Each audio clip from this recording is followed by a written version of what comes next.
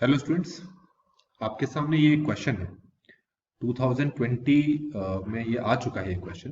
तो 2023 के लिए भी ये बहुत इंपॉर्टेंट है, क्योंकि इस क्वेश्चन में जिन चीज़ों का यूज़ किया है वो इंपॉर्टेंट है इसमें। तो पहले तो आप क्या करें, ये जो क्वेश्चन है खुद करने की कोशिश करें। जब ना हो तो फिर ये आप ये वीडियो देखें। एपी से है ये क्वेश्चन। तो क्वेश्चन और करके है, तो पहले हम इस वीडियो में ये वाला क्वेश्चन सॉल्व करेंगे, नेक्स्ट वीडियो में इस क्वेश्चन को सॉल्व करेंगे। The sum of 4 consecutive numbers in AP is 32। ठीक है। और आगे आपसे कहा है कि the ratio of the product of the first and the last terms to the product of the two middle terms is 7:15। Find the numbers. अब देखिए, अगर किसी क्वेश्चन में आपको ना एपी के 4 कंसेक्यूटिव नंबर्स दे रखे हो, मतलब 4 कंसेक्यूटिव नंबर्स को अगर आपसे कहा है कि वो एपी है, तो ऐसे केस में आपको उन नंबर्स को क्या लेना है ये इंपॉर्टेंट है। तो एक ले लें आप a-3d, एक ले लें आप a-d, एक ले लें आप a+d, और एक ले लें आप a+3d। जब भी क्वेश्चन में आपको 4 consecutive numbers are in AP कहा हो, तब आप ये 4 नंबर्स अज्यूम करें। और अगर 3 नंबर्स की बात की गई है तो वो आप लेंगे a-d, a और a+d। इस तरीके से आपके लिए क्वेश्चन को सॉल्व करना बहुत ज्यादा आसान हो जाएगा। मैं बस सिर्फ आसान करने के लिए आपको ये बता रहा हूं। तो आपको 4 नंबर्स मिल गए ना, और आप इनका डिफरेंस निकालें, आपको पता लग जाएगा कि ये कंसेक्यूटिव है। अब आपको क्वेश्चन में स्टार्टिंग में कहा है कि इन सब का सम है 32। तो आप क्या करें, इन चारों को जोड़ दें। तो a-3d plus a-d plus a+d plus a+3d, और ये हमने किसके इक्वल लिख लिया, 32 के। अब इसको अगर आप सॉल्व करें तो ये हो जाएगा 4a इक्वल टू 32, क्योंकि d यहां पर कैंसल आउट हो जाएंगे। आप सॉल्व करके देखें तो यहां से a की वैल्यू आ जाती है हमारे पास 32/4, और a की वैल्यू कितनी आ जाएगी हमारे पास, 8। तो a आ गया हमारे पास 8। ठीक है। अब अगले स्टेप पे आते हैं। क्या कहा है, आपको रेशियो फाइंड करना है। किसका, the product of first and last term, मतलब ये पहली टर्म और लास्ट टर्म है, आप इसका प्रोडक्ट करें और उसका रेशियो निकालें किसके साथ, product of the two middle terms, product of the two middle terms. तो यहां पर ये मिडिल टर्म है, आप इसका भी प्रोडक्ट करें। तो इन दोनों का प्रोडक्ट करें, उसको ऊपर लिखें, इन दोनों का प्रोडक्ट करें, नीचे लिखें, और किसके इक्वल लिख दें, 7:15 के। तो मैं यहां पर करके दिखाता हूं आपको। a-3d को किससे मल्टीप्लाई करना है, a+3d के साथ, और रेशियो किसके साथ लेना है, a-d को किसके साथ करना है, a+d के साथ, और यहां पर आ जाएगा आपके पास 7/15। ठीक है।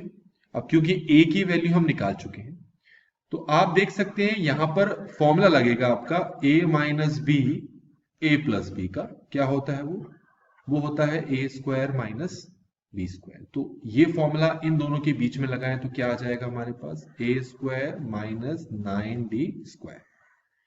ऐसे अगर नीचे देखें तो नीचे क्या हो जाएगा हमारे पास, a² - d², और यहां पर है 7/15। यहां तक समझ में आ गया होगा आपको। अब क्योंकि a की वैल्यू हम निकाल चुके हैं, तो a की वैल्यू मैं यहां पर पुट कर देता हूं। तो इस a की जगह तो हम पुट करेंगे 8 का स्क्वायर माइनस 9d², नीचे 8 का square minus d² equal to 7/15। ठीक हो गया। तो ये हो गया 64 minus 9d², 64 minus d² equal to 7/15। अब हम क्या करते हैं, क्रॉस मल्टीप्लाई कर लेते हैं। इसको यहां पर मल्टीप्लाई कर लेते हैं, इसको यहां पर।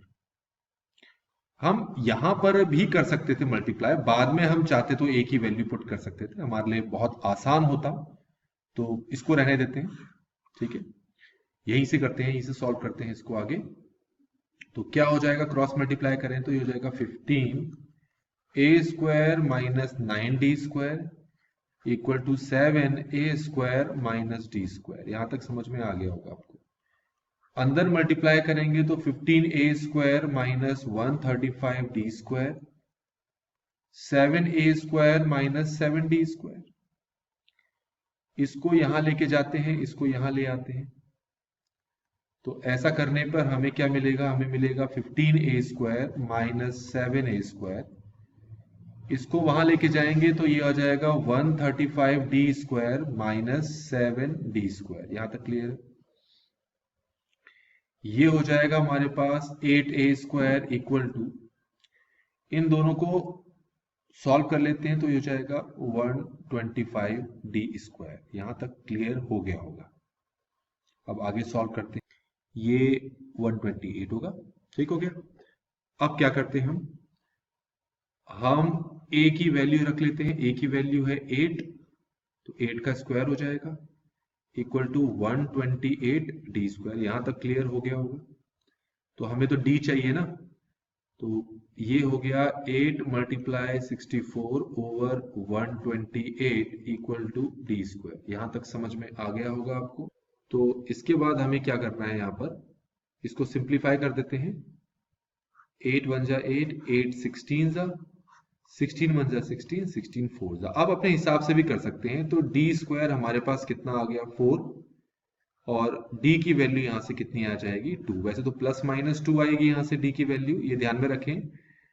d² अगर 4 है तो d की वैल्यू प्लस माइनस 2 आएगी, ठीक है।